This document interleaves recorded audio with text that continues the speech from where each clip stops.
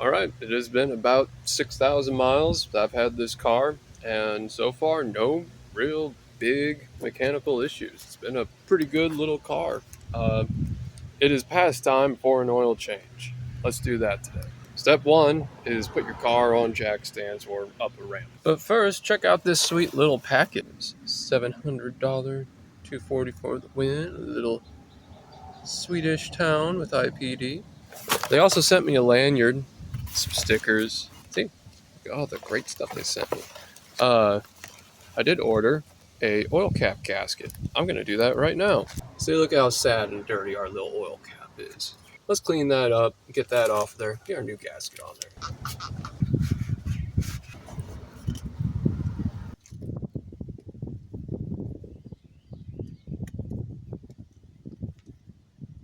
Wow, much better. I'm gonna leave that off to the side because we're changing the oil. Step one, changing the oil. Well, step two, after you put it on jacks, is take off the top valve cap so that the oil drains down. Now, whenever I change the oil on a car, I really like to run it for a while so the oil gets warm and then let it sit just a little bit.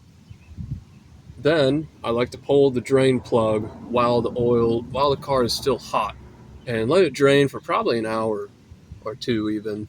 Now this drain bolt is crescent sized today. If you really want to know, I don't know, Google it.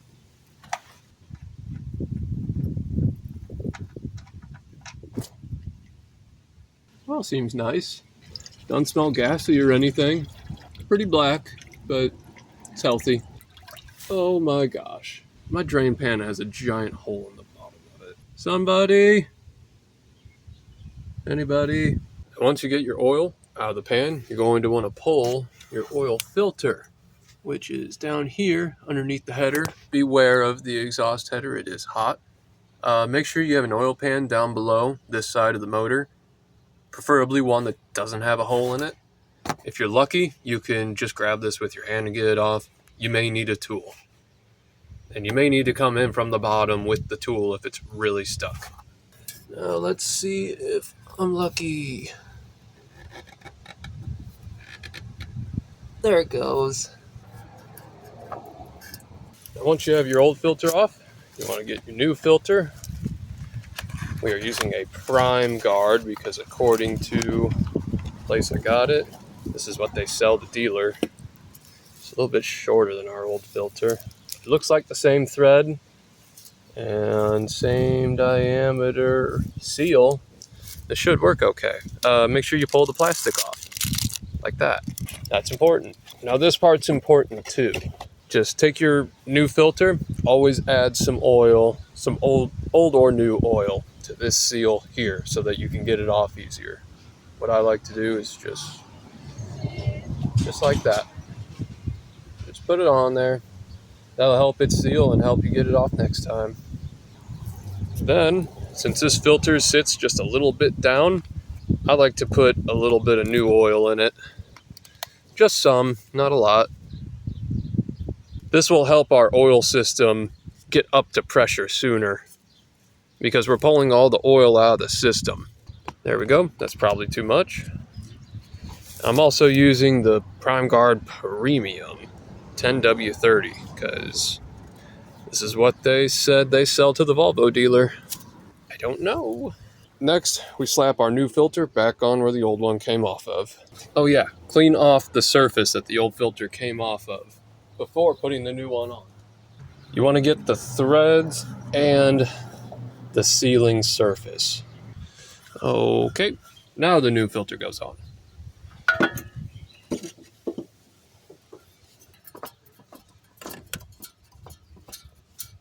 There we go. Just make sure it's very snug.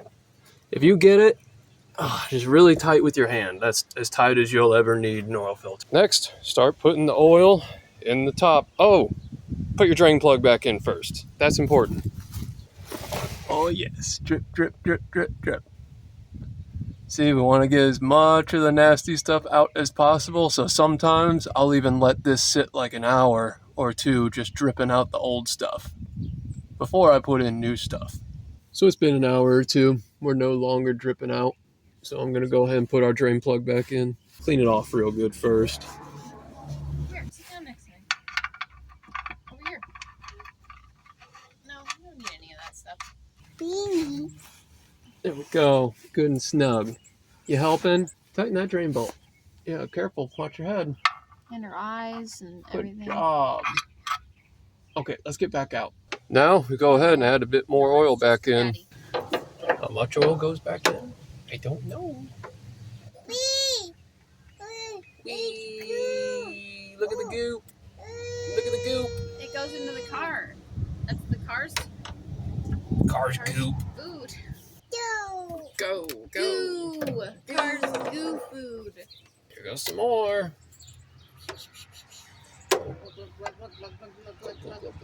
This is probably the only car I've ever had where you don't need a funnel to put oil in it.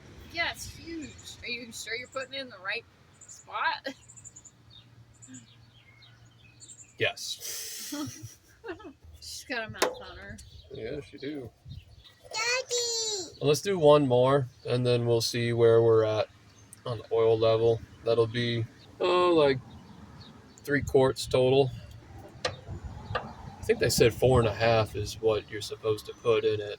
Lup, lup, lup, lup, lup, lup. Wow! Yeah, he's checking the oil. Yeah, I'm actually right at full now. No, Good we thing I don't stopped need it. when I did. It's just for the car to eat, not us. Is it 3 quarts? Is that really what it takes? Don't forget to put your oil cap back on, because I didn't do that one time, and I learned always put that back on. Earl's cap.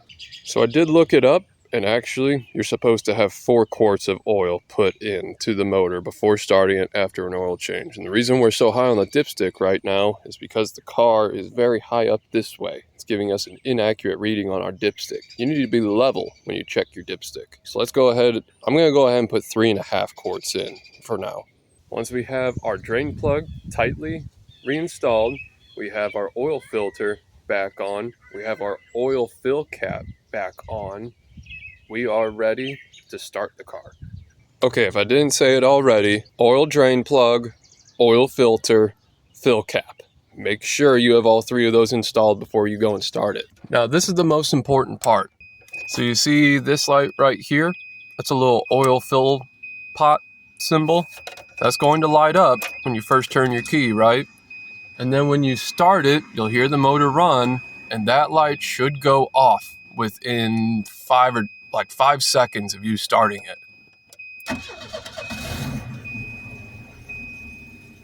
See? That means you have oil pressure. Now, once you have it started and running, come around to the front, look under the car.